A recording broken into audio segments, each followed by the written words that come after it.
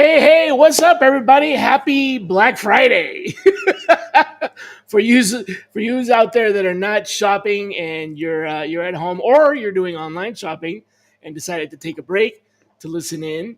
Our guest today is Jose Flores. Say hi, Jose. What's up, everybody? He just came back from a vacation to the Dominican Republic and decided to make some time to join us today here on the show. So, welcome and appreciate you taking some time to hop on here in the middle of the insanity of coming back from travel and Thanksgiving and all that. Happy post Thanksgiving to everybody Yeah, out there who is watching. I hope you got lots of family time and uh, spend some good quality time with your loved ones. So, who is Jose? Well, Jose has actually been a TA leader and ran sourcing at Google for a really long time, like 8 years or something like that. Is that about right? yeah. At Google for about 8.5, in a management leadership role. The last like five and a half, 5.5 or so. Right, running sourcing Hmm. for the search engine that most sources use. Ironically, right? Yeah, right. Yeah. So I was at Google in 2003, somewhere around 2003, 2004. Okay. It was a pretty small company there, but um, it was fun stuff. And then before that, you did some time with Rackspace, Hmm. right? Yep. Yeah. The Rackspace down in San Antonio. Yep. hosting company. Yeah. Hmm. Wonder how they're doing these days. Uh, they're still doing, but not quite as the same trajectory Right, as when because I was there. cloud is like Google Cloud and Amazon Cloud and Yeah, kind of moved from more of a provider competitor to servicing gotcha. partnerships and servicing. Right. Yeah, same thing Hmm. happened to Xerox actually. Xerox Hmm. made a big shift. They decided to go away from making it would basically they just said we're not going to make photocopiers anymore because there were Hmm. so many competitors that were doing it faster, cheaper, and they just didn't want to be in the same continue to innovate copying machines. And they also kind of saw the writing on the wall that copying paper to paper wasn't as it was like things were becoming more like scanning into digital and digital processing more so than actual pepper processing. So Hmm. they made the shift and they went into services, Hmm. professional services, and they made a pretty good transition. Yeah, scooped Um, up a whole bunch of companies. Yeah, for sure. yeah, and another Fujitsu also did FNC, did the Yeah, similar kind of thing. Again, they came from like photos, right, to like digital document management and stuff like that. So right. yeah, that's kind of where it's at. So catch me up. What's going on since Google? What you been doing? Yeah, so man, it's hard to believe, and we were just kind of talking about it. It's been over a year Yeah, been since a year, right? since I've been at Google. From there, I really propelled myself into independent consultancy. It was kind of a matter of I couldn't I count on or bank on other companies getting headcount, if you would, and me finding a job that way. And so, I kind of just, what's the euphemism? Pivoted. Took the bull by the horns, bootstrapped, if you would, and I've been incredibly fortunate since March of this year. Been I have a full time consulting gig, if you would, with a growing commercial HVAC company in San Antonio. So really been helping them grow, scale, hire. Coincidentally, a lot of the things that I'll say, if you've been working in big tech or in a large corporation, for let's just say 5+ years or so, even 3+ years, I think we're a little, I'll say blind, right? Blind or maybe a little bit privileged to just the experience that you get in understanding how business works and scales. Because I was able, in this consultancy, I've been able to fall back on like, oh yeah, like how do you put together a project plan?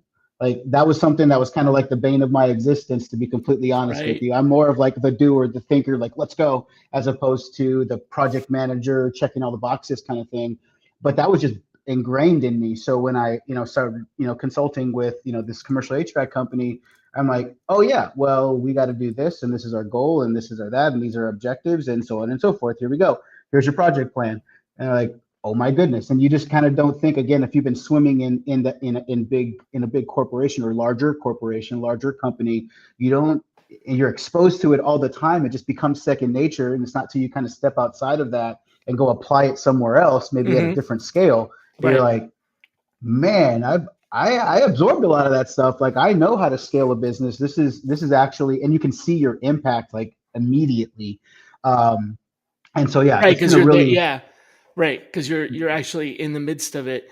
Isn't yeah. that isn't that kind of it's a you just kind of walked right into a topic that I'm passionate about, which is moving into like consulting as a practice, but coming from recruitment, from TA, because I've always maintained, even when I was teaching sourcing and recruiting as a instructor, kind of as a fundamental skill, and people ask me, well, why would I be interested, or why would I get into recruiting? It's kind of like a lot of people don't even really know what recruiting is as a job.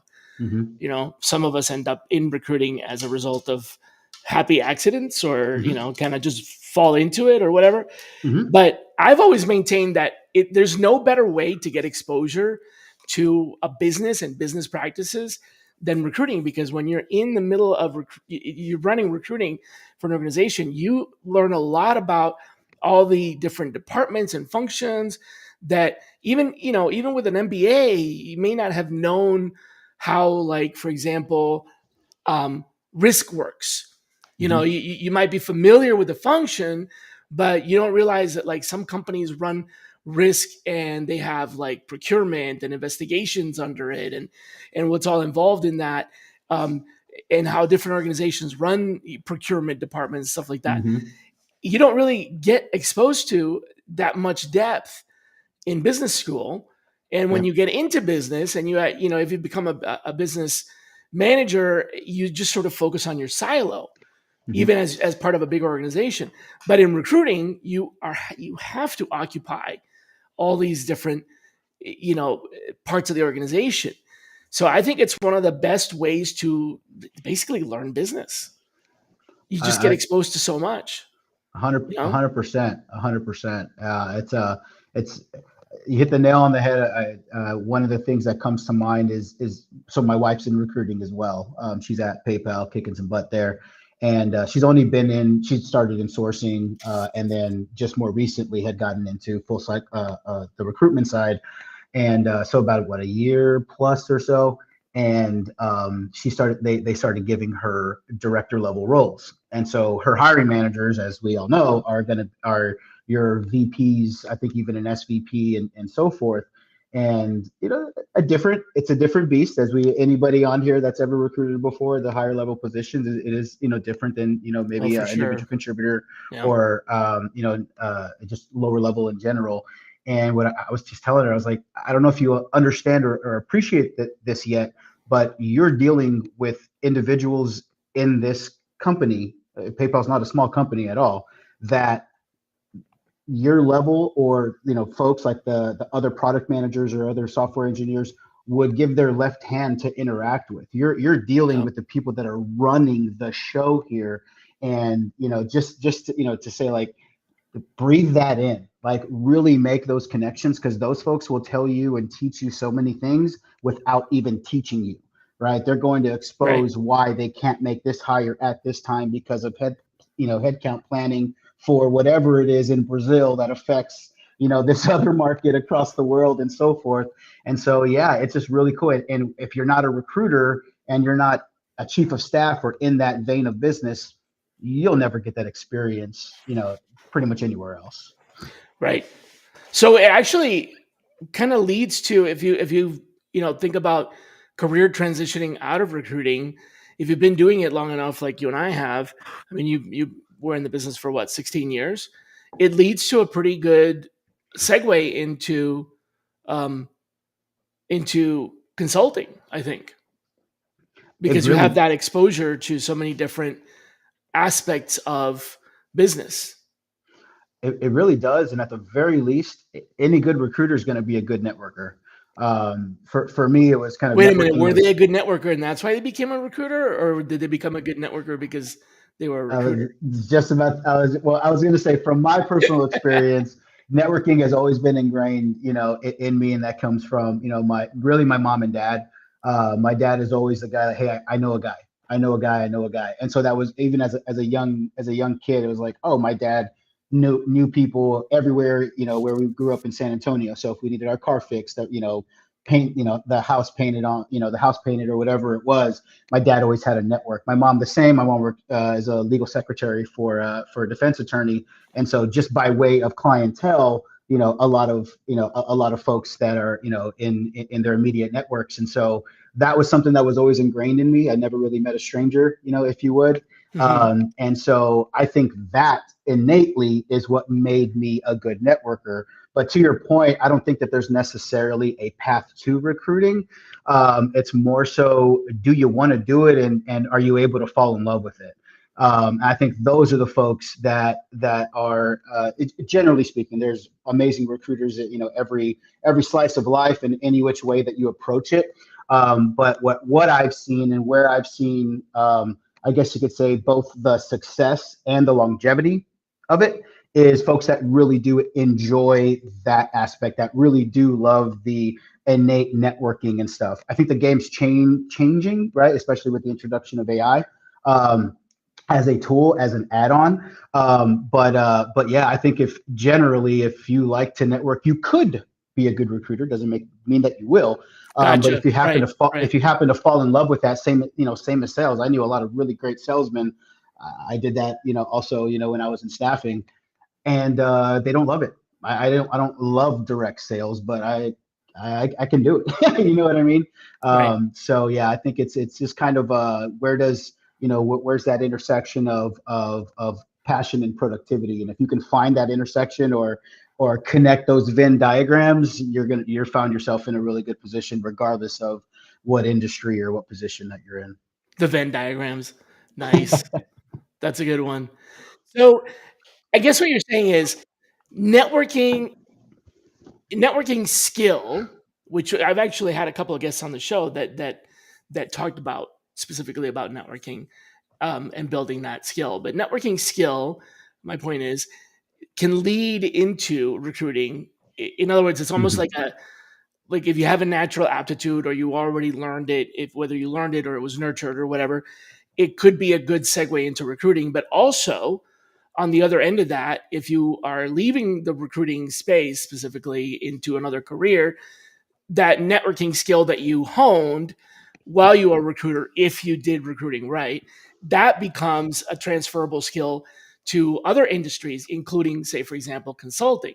But Hmm. one thing that you and I have talked about before is how empathy fits into this whole thing, right?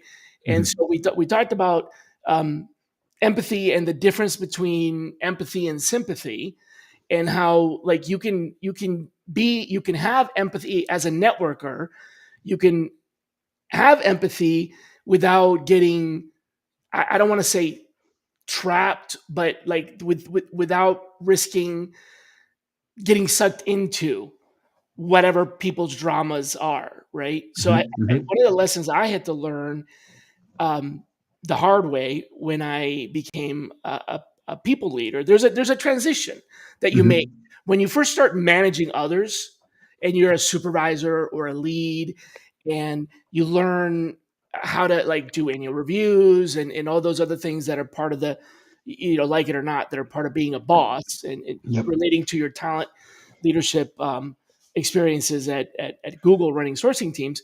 There's a transition that you go from when you first start managing individuals and then move into managing managers that manage people, right? Hmm. And you have I think that that transition when you first become a manager, a boss, empathy is challenging because you can get sort of um, I'm just going to come out and say it. You know, everybody has shit happen. I mean, shit happens, right? Like you have death in the family, there's drama. Everybody has drama. We all do. It's kind of hard to not get too wrapped up in that when you have somebody who, is having a hard time, and you have to be there for them. You have to be empathetic for them, but you also have to run your business. Hmm. You know what I mean? So you can't it, you can't just acquiesce to everybody's drama. Right. You have to find a way to be both, be empathetic and still meet your goals. Right. Myself, I mean, I just went through cancer, and I'm on the other end of that. Just kind of rang the bell not that long ago. Awesome, man. And thanks, yeah. But I'm tying that back to like, I still had to do my job. You Right. know, I mean, as far as Hmm. I could. Now, I've worked with people who became very ill and Hmm. couldn't do their job. That's totally different. Hmm. You have to find a replacement for them and make sure that they have, the opportunity to come back and everything. And that's a whole nother. But in the middle of like, okay, so you're dealing with cancer, you still have to do your job. Managing someone that's dealing with cancer, they still have to do their job. And then transitioning to managing a manager that has somebody that has cancer that has to do their job, like that's a huge change. Tell me a little bit about how you made that transition and where empathy sort of fits into that, moving from a manager of people to a manager of managers, or a leader of leaders, if you will. Yeah. So I'll kind of go back to we'll just start where I started. I'll say that, and I actually started a little more so on the opposite side of the fence. Not so much that I didn't have my my mindset on the goals of the company, but the empathy played a major role in my journey, from the point of I was almost too empathetic initially. Well, I that's the had risk, right? exactly, yeah. I That's have the risk. a general mindset, and things have changed, over many years, but a general mindset of, well, if they like me, they'll want to work for me, and I won't have as many problems, right? And well, when you lean too far either side, right, You it's get like, in well, trouble. You get you're taken gonna get advantage of. exactly, Yeah. you're gonna All of get a sudden, problems. this is the seventh grandma that's passed away, Yeah, and right, you're like, exactly. hold on a minute, how many grandmas do you have? And, like there's the there's the empathy with the real thing, and then there's people just kind of taking it too far and taking advantage Hmm. of you. That's kind of what I was saying, is leaning into making that distinction and not letting it run you. And then when you move Right. into a role where you're managing others that are managing people, they Hmm. have to make that transition. And now you've already kind of done that, Hmm. but it's a hard skill to teach. So anyway, go on. Yeah. It is. Yeah, it's definitely a hard skill to teach, and for me, like the most simplistic way that I can, like, one that I learned and also taught and communicate is kind of like the concept of just mastery and teaching, right? Like Uh-huh. I learned Okay. my hard way, right, of what worked and what didn't. I was really nice, and people still didn't do their job, and not that I turned mean, but I Right. don't know if you've heard the term. You've been in the recruiting world a long time. You kind of become a little bit of a cynic, right? When you become a recruiter, right? It's like, I well, think this it's a person, requirement, exactly, especially exactly. if you recruit salespeople, Hmm. because I mean, there is no person alive better at selling themselves than a salesperson that's used to selling, for a living, and then Hmm. and they get so good at it that they can sell you bad goods. You know what I Yeah, mean? for sure. So yeah. So go ahead. Yeah. So just in my in my learning journey, right? What was it that got me to here, right, in a position where I'm now managing others? I had to have been doing something right, or whoever it was that made the decision to put me in this Okay. Good position point. Yep. Right. Good may point. not be doing their job, if that makes sense, right? So and even if I don't think I'm qualified, I'm going to definitely, share whatever best practices that have gotten me to that point. And so if I'm managing another person, you kind of hit the nail on the head for me, right? Like, you've gone through that and you've been through that. So it's a lot easier to teach and to sit quietly in a disruptive situation or in a tough situation Mhm. if you've already gone through it once, Yeah, right? right. And so that's kind of where I kind of, if I had a somebody who was reporting to me, or and I did, who was a manager or leader of others, the first thing that I'm thinking about is I really want to um, listen and better understand the actual situation. Mhm. One thing I was actually not, I had a little bit of a, I had plenty of feedback around. I'll say it that way, and I really appreciated all the people that reported to me that shared this feedback. Was that sometimes I could jump to conclusions, if that makes sense, right? Oh It's like, man, I did oh, that so much. I know It what your became my problem favorite. is. It became my favorite sport, and Yeah. I think I probably could have won the Olympic gold medal in leaping to conclusions if I entered the competition. But yeah, I know exactly what you're talking about because it's Yeah. your life experience, Hmm. that your perspective that got you so far that you rely on, and you just make the assumption that if Hmm. I did this, then this is where, but you can't. Yeah. Yeah. Yeah. So yeah, just better understanding really. And then once I think that I've kind of understood, I really prefer to ask questions. I ask as many questions as I can until I'm out of questions. That's kind of my own like device, my own mental Okay. device to say, okay, you've extrapolated all the information that you think you might need. Now you might want to go into solution mode or ask them, like, is there I anything see. So else don't jump about into solution mode. So too training early? yourself to be empathetic by not jumping into problem solving, and that's, I think, a lot. I gotta say, I don't know if it's not to be like, not to be a gendered bigot here, but I feel like men frequently try to find the solution right away. They're like, somebody comes to me and I'm like, okay, let me solve this problem, and you put the blinders on. I feel like that's kind of a male, if sort of, I don't know, it's a trait, maybe, I don't know, but who knows? Maybe it's not male specific. I just feel like a lot of times, as I've developed leaders that were leading other people, and those leaders were male, I feel like it comes up a lot what you're describing, which is like go right to problem solving, like come. And so you're saying ask the questions first. Now you do have to, I think, there's a balance where you can't go past some personal lines. Hmm. You don't want to ask the questions that might put someone who's not as experienced in a position where they're revealing something personal that they shouldn't be. So Sure. I learned to say things like, now, there may be something personal going on with your medical life. You don't have to share that, but I Hmm. just need to know what the situation is. Hmm. Why have you Yeah. been late to the last 7 team meetings? Hmm. If it's medical or personal, you can tell me that it's medical or personal, but I don't need to know the other stuff. Like, so you can ask the questions without walking someone unintentionally into revealing something personal that they really shouldn't in the Hmm. workplace.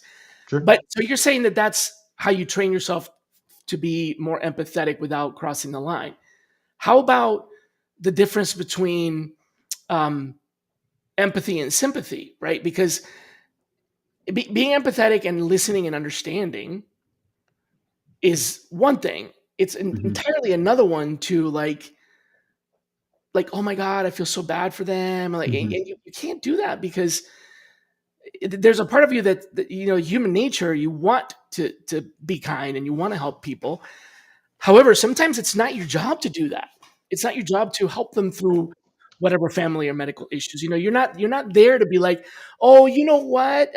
You have a cold. Maybe what you should do is drink lots of soup. Like, Hmm. come on, you're my manager. I don't really need recipes on chicken soup from you. Like, Yeah. so you know what I'm talking about? 100%.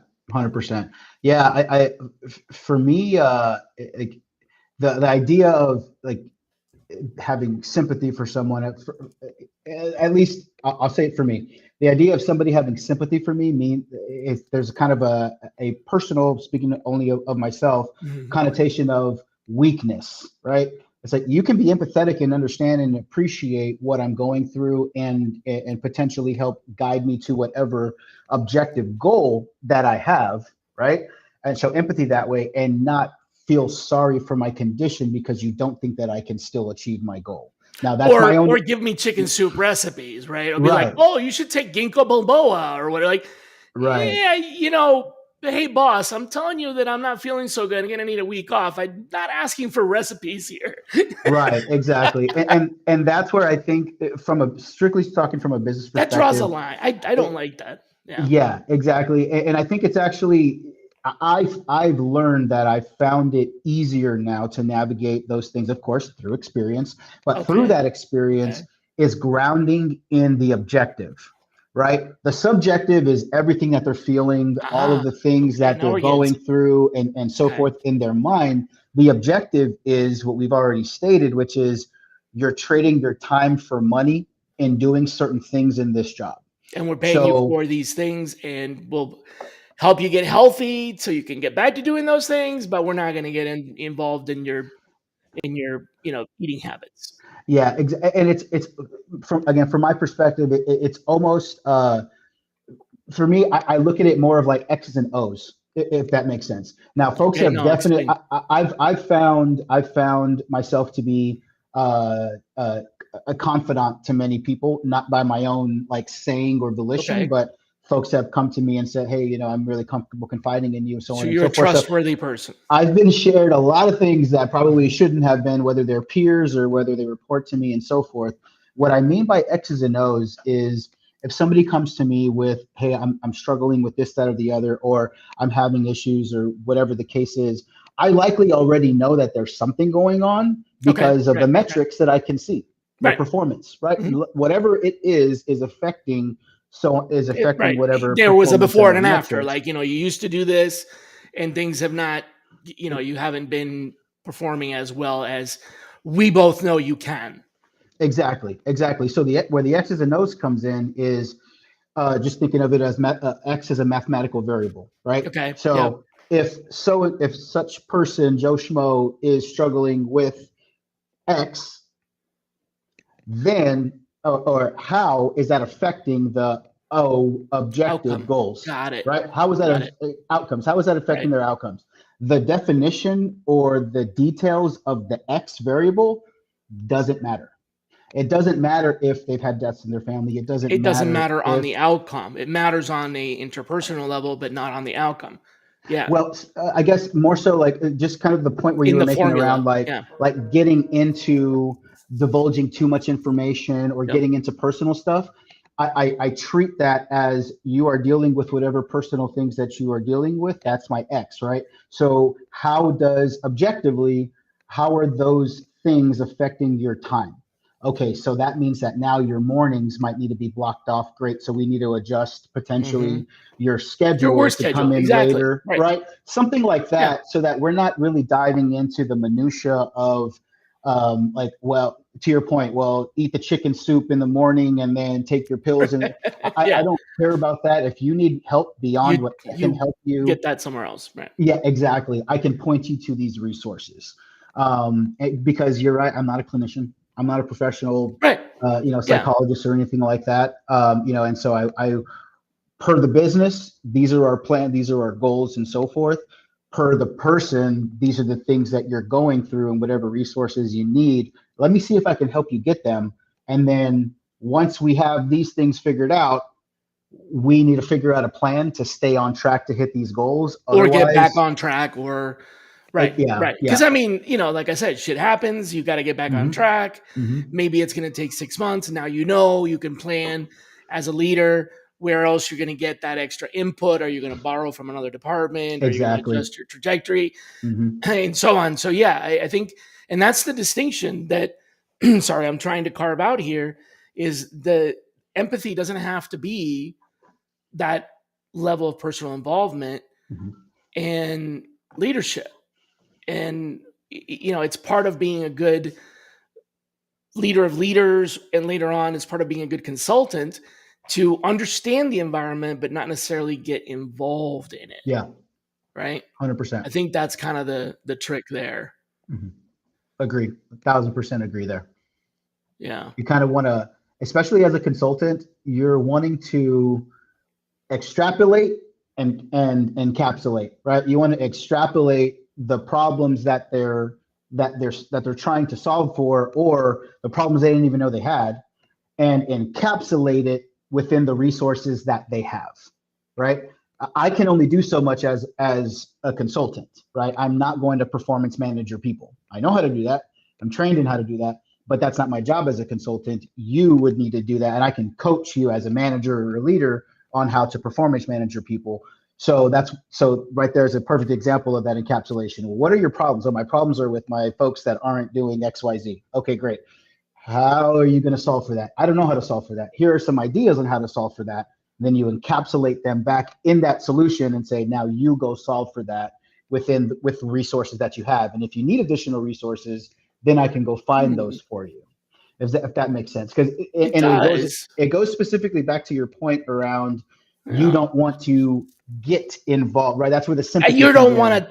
to do the solution for them, Right, right? Yeah, right. you And can't. you kind of can't You either. can't solve, right. Even From if a you know, right? So Yeah. as the role of switching from a leader to a consultant that's giving advice and being dependent on for your wisdom, I like to have this conversation with my kids more than once, about like how data and information and knowledge and wisdom are not the same thing, and Hmm. how you kind of go from one to the other.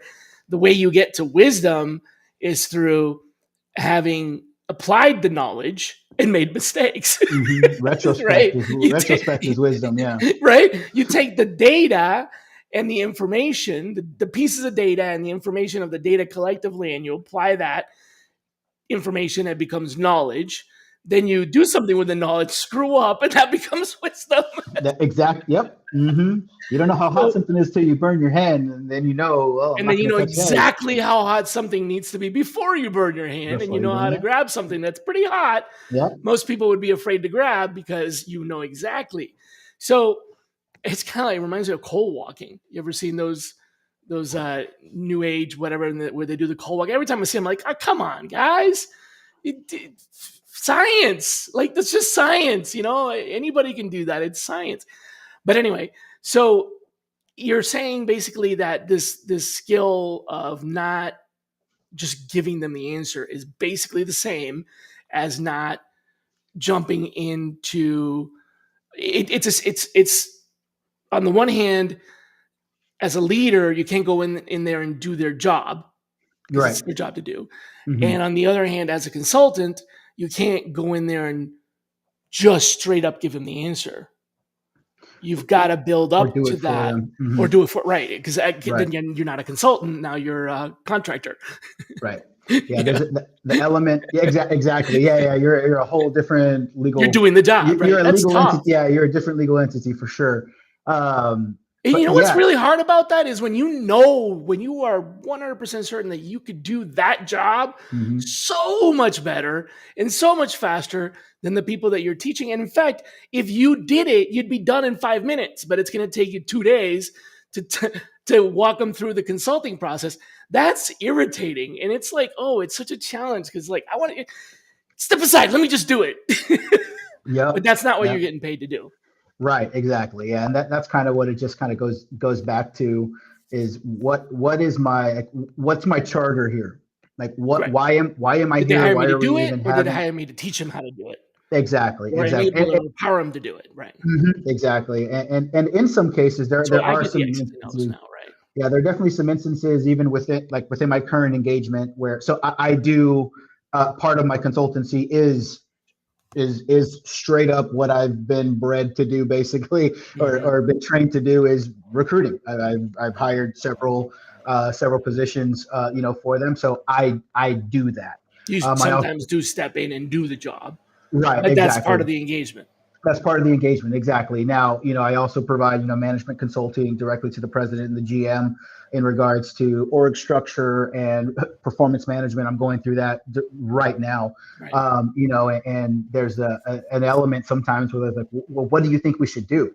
And it's like, that part isn't my job. right, is to make that decision. But what I can give you is help you see your own facts, help you see your own perspective and your Mm. own picture. Because there's also an element of, right, you go to me or any consultant and say, what should I do? And they said, you should do this. And then 2 weeks later, there's immediate and unfathomable regret, right?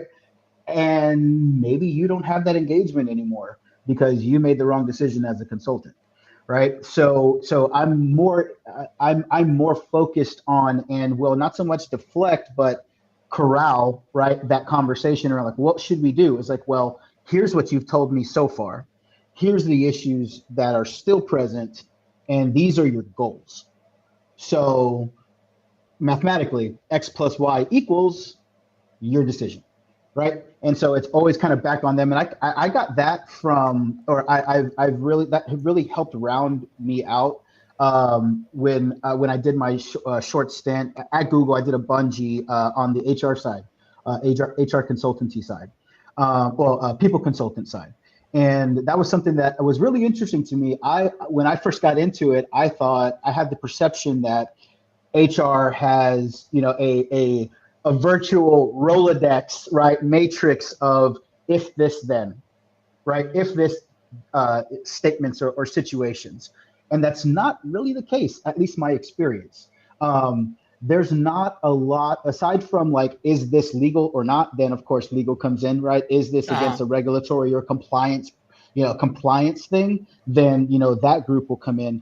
But from a business decision, whether it's performance management, whether it's org design, whatever it might be, it is a business decision ultimately. And that HR person, the HR consultant or the people partner, HRBP, is there to provide that information, to advise on guidelines or things that we for sure can't do, and things that you could do based on the information that you what are have. the risks? What's worth the risk? What's not worth the Exactly. risk? But it's Okay. not HR or my job to tell you you should do What to this, do?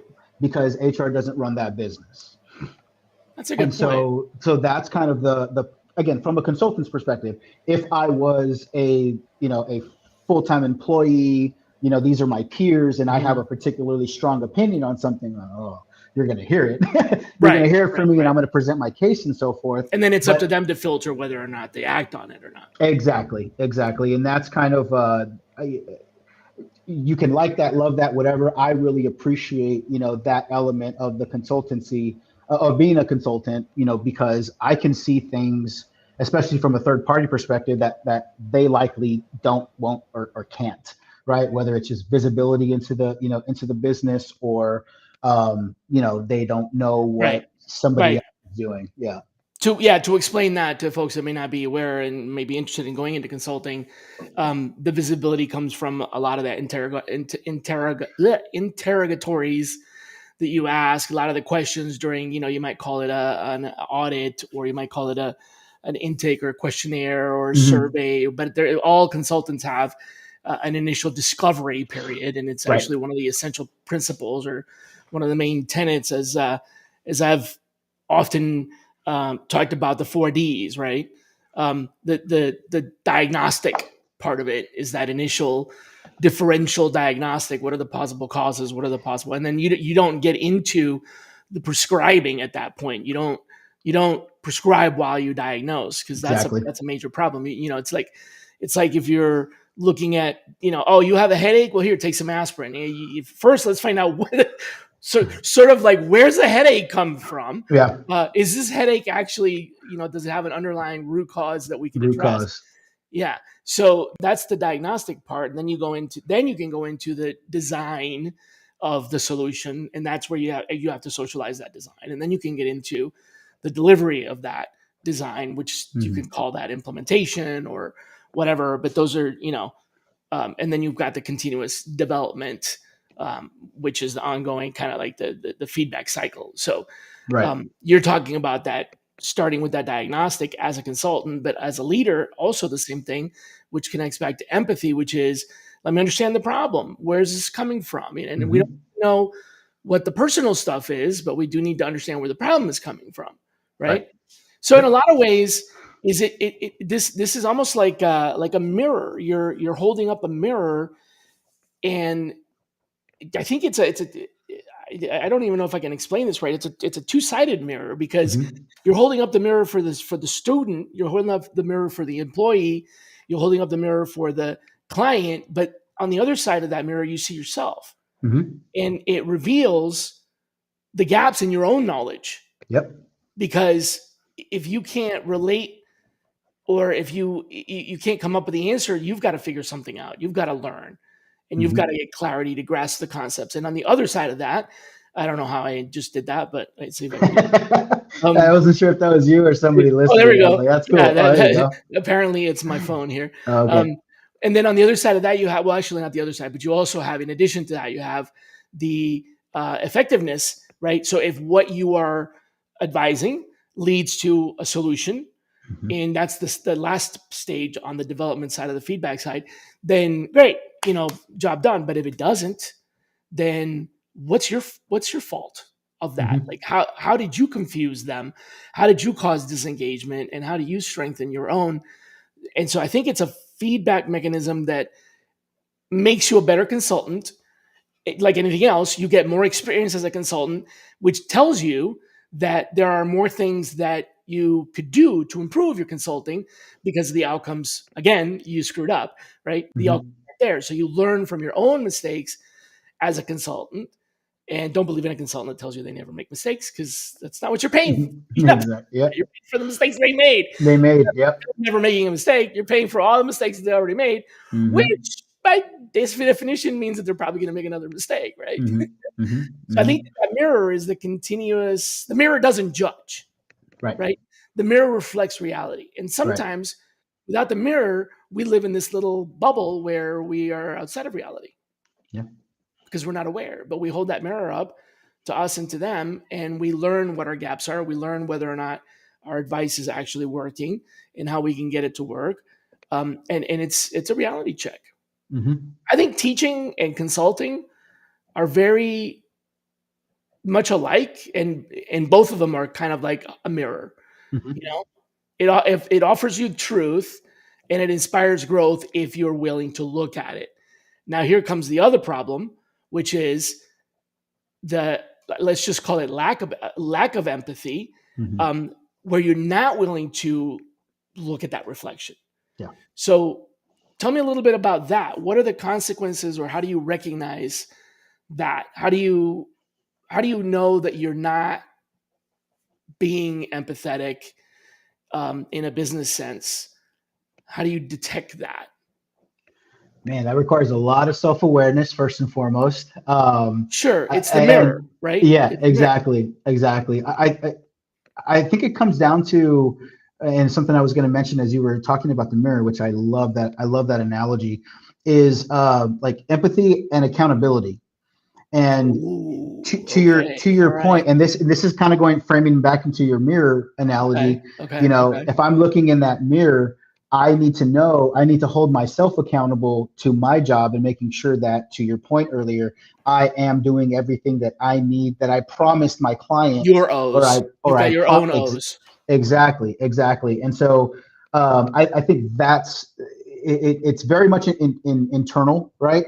And I think from a consistent accountability perspective, you know, maybe there's a checklist, right, of the things that, you know, your cornerstones, right? Specifically thinking about a consultant or specifically a manager, is what are my deliverables, and am I delivering those in these conversations? Um, for me, when I haven't been so empathetic in a conversation, or you know, Hmm. in a situation, and I can only talk to myself, I feel that afterward. And How? That's this what I want to this is know. this is just my own thing, Okay. and it may be something I need to work, you know, continue to explore Okay, but how with do you with detect my it? own. I replay my conversations with people Uh, in your head. over and over and over after Okay. I'm done with them. Almost to I would say to a fault sometimes. And so I'll go back in, and maybe I will say this is more leaning on maybe paralysis by over analysis kind of I thing, see what and you I'll go mean. back in and look at that and say, okay, that didn't feel good when I actually said it, and it still doesn't feel good now. Like what, and sometimes it just takes time. It's like I told them that, and I'm curious how they interpreted that. So let's see what their act, how do they act after that, or if Okay. it's something where I'm like, man, that really didn't sit well with me. I'm going to go knock back on their door. I'm going to ask them for more time and simply address it. And that's just a level of self awareness that I particularly have. That's honestly that's how I've always been. Even before I was a leader, I would replay conversations in my head of like, hey, did I say that kind of weird, or did I communicate what I really wanted to communicate? And so that's just something that has become a my own that mirror that's become that mirror for me when I am in that conversation. I am thinking, that if there's a line that divides my half and your half, I'm always trying to position myself on your half of the table to understand where you're coming from, right? To meet you 51% of the way as opposed to to 50% of the way, because that puts me closer to your shoes, if that makes sense. And so that helps me better understand. And this is something, a note that I actually made for myself when we talk about fostering impactful relationships, is finding some point of connection with you, right? You and I have an immediate connection because we've been in the TA space for a very, very long time, right? So we can Mhm. talk shop about TA all day long, right? And Yep. so that's something that I'm always, really holding myself accountable to, is making some type of connection with said person. And then that just innately, I'm able to, I don't want to say have more genuine conversations, but have that sense of empathy just innately. I don't have to think about it, if you would. And that's just from years and years of the way that I've just kind of been conditioned. Well, I think it's essential to make a connection in order to do anything from diplomacy to negotiations. Whether you're selling or negotiating or being diplomatic, you have to be able to establish some kind of mutual ground, which starts with that connection, right? Hmm. Hmm. But again, going back to the difference between transitioning from um, a hands-on active role where you're involved in doing the work versus a hands-off role where you're not nobody reports to you, you're not a supervisor, Hmm. you're a consultant, you're coming in that is being paid for that advice. I think that type of mutual connection is different. It It's a it different. it it definitely. I agree 100%. Especially depending on the length of the engagement, you may not have time to. Right, If you don't have an immediate connection, you may not have time to create a to make one, connection. right. One of the things that I do as well, and if there's not a connection, I kind of really connect my own experiences. And this isn't, if anybody's listening, you're like, oh yeah, this isn't like rocket science or anything like aha or anything, but um, I I love giving context, and sometimes a little too much context. So if I'm advising, hey, um, I think that the org structure could be better if we did this and this, right? And maybe there's pushback. Maybe I'm not coming off as empathetic to another person who might say, or the other person in the room that says, no, no, no, that's not going to work for us. I would back that up. Where my empathy would come in is I would Mm. I would frame, if anything, I would take my comment back from a contradictory or a competitive solution or competitive offering, and say, I'm saying the reason I'm advising on this is because in a previous Here's my engagement, experience. or da Got da it. da da, these are the things that Okay. happened or continue to happen, and this feels like a very similar situation. So So making that connection. exactly, it would behoove me, to Yeah. share that experience with you, essentially because that's what you're paying for. Yeah. Right. And that is, I'm going to show you a comment from someone here, but that is actually a perfect segue to navigating change and, being the change agent, being whether you're internally as a leader or whether you're leading the change as a consultant, either way, um, navigating that change or change management is probably the ultimate key to success. If you did your job, you managed to help them with the transition. So I want to jump into that for a few minutes here. But you have apparently you have a friend slash fan Yeah. asking, as you're setting into your consultancy, your entrepreneurship journey, where do you see your biggest impact being getting into 2025? I'll speak. So first of all, Hav, that's my god brother. I've known him for 35, 6 something years. He's an awesome TA leader as well. We kind of grew in the industry together. So appreciate the call out. Appreciate the question. Right now, I think my most immediate impact, given my current client, is and which is something I'm actually working on over the holidays, is their 2025 roadmap. We're going to be Okay. doing a SWOT analysis before the end of the year. If for those who aren't familiar, SWOT, strengths, weaknesses, opportunities, and threats, and figuring out, what went well, what's going well, right? Where do we need to close the gaps? And then there's always a forward looking aspect. And so putting together basically like a success roadmap, for my client, going forward. And as far as my like entrepreneurship journey, I really, really, really, really enjoy this consultancy thing. I'm not even going to hide it. I smile when I talk about it, and that's how I know like this is where I want to be. Because I love seeing, for me, the big picture. The bigger the picture that I can see, the more effective that I am, and that's what I get as a consultant, as opposed to coming in as, let's just say, a manager, and now I'm not privy to the things that leadership is doing. So yeah, setting my clients up for success into 2025, and then hopefully building on that success and maybe landing some more clients in 2025 as well. That's an interesting. So I think anybody can take a page off of that, even if you're leading an internal function. The SWOT analysis comes from, it's a typical consulting tool. It's a 4 box. You have all these different 4 boxes and 9 boxes. You've probably seen the 9 box, and the 9 box gets a lot of memes these days. But before the 9 box, we had the 4 box, and it's an analytical tool that helps us illustrate or detect gaps. I think you can use SWOT analysis or any one of those 4 box and 9 box matrices in multiple ways to help identify what the true, it's what you were talking about before. It's how the X's go into the O's. It's what are the variables that are going to impact this objective. So Mm-hmm. I think that's yeah, your biggest impact heading into 2025 from a planning point of view would be just looking at the strategic gaps. Where do we want to go, and how are we going to get there? What's the plan on how to get there? And then what are the gaps? And in order to get there, what are the things that we need to develop? And the SWOT, among other analysis, the SWOT is one that is comparing strengths to weaknesses. So you identify strengths and weaknesses, and then you try to use the opportunities to cover the weaknesses. And then the last piece of it is the threats, which are usually external. Yeah. Essentially, use your strengths it's across the matrix Mm-hmm. to bolster against those potentially those threats.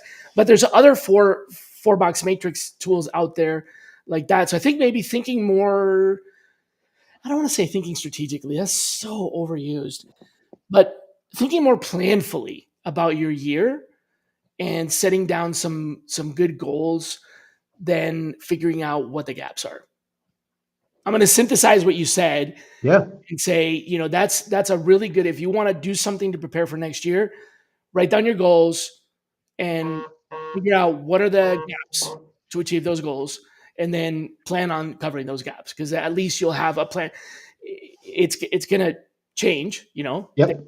January 1st is going to change 100%. Yeah. for so many reasons, but Yeah. at least you have identified some of those gaps, right? Exactly. And I like to say, like one of the ways that my wife and I are very different is she's very much a planner. I think there's planners and folks that are prepared. I like to be prepared for different things. So yeah, yes, have a plan, but also, like Tyson says, everybody's got a plan until you get punched in the face, right? So something goes wrong. So it's kind of like, being prepared to continue down the path that you're going down, being prepared to rely back on my, strengths that I know that I have to be able to I'll give you a perfect example, and this is exactly what I'm doing and being prepared for next year. I love what I'm doing in consultancy. I want to continue to do this. If something changes where this particular gig, goes away, dries up, and or I can't, Or you find complete another it, consultancy gig, right? right? My strengths lie in being able to find incredible talent and drive them into whatever organization that hires me. So if I have to, which I don't exactly want to, I'll go back to being a recruiter, be prepared to pivot into a different space. So that's kind of how my brain works. I try not to get too set into a plan, because if X leads to Y and Y leads to Z, and something happens between X and Y, your plan is kaput, and now you have to go back and replan. I'd rather be more prepared to pivot and or prepared to propel, as opposed to rely on a particular plan, if that which makes may sense. not which may not work given the Yeah, X's having changed. exactly, Yeah, so exactly. your Yeah, variables change, and you're like, "Whoops, yeah. What do I do now? So what do I I'm do now? I never was gonna go this way, now I can't go that way. Now what do I do?" right. Ah, right. And so I think about the what do I do now? Now I think about the What would I do different. then? Exactly. If what do I do if what do I Right. do if, and so it makes the what do I Oh, do now a lot less stingy or hot if it does happen, because I have at least a okay, preliminary okay, idea fair of what's enough. going on. As long as you don't get sucked into, or if you trapped, if you will, into getting a bad case of the what ifs. Yeah, yeah, yeah. What if And that's where I this? What if rely on that? my that's where I rely on my wife to To knock tell me you, over okay, the that's head. enough. Yeah, What she's ifs? like, We're all right, good. Yeah, you've been thinking about that way too much. Let's go have right. dinner or something like that. Yeah, Listen, you got 2,700 possibilities. You don't really need yeah, 2,800. Like exactly, those exactly. possibilities are so far from possible that they're probably not really realistic. Yeah, That's good. balance, finding a balance. Finding balance. Yeah, so I think that kind of brings us back full circle to Yeah, using these tools to help navigate change. Maybe that would be a good topic for yeah. another episode, but there's a lot to take away from this and apply it as you make a transition into managing a manager's role or into a consulting role and start planning for next year. So thanks a lot for coming on the show and being here with us, spending an hour on Black Friday with us here. I can't let you go without asking you two questions that I ask all of my guests. The first Okay. one is, who should be our next guest? Ooh, who should be our next guest? Maybe it's Javier. I was gonna say, put himself in the limelight. You That's what can't happens, expect man. not to be seen. So I would nominate Javier Rodriguez. Yeah. Okay, all right, that's it, man. You put yourself out there, so get ready to get an invitation from me, for sure. And then my last question: I always want to leave people with something to provoke thought, and a lot of folks watch this as a recording because maybe they're out shopping on Black Friday. Sure. So, can you give us something that we should think about? So it's more a question that we should ask ourselves as opposed to some kind of words of wisdom, right? I'm not expecting deep thoughts, but rather more like a deep question A deep question. for us to answer for ourselves.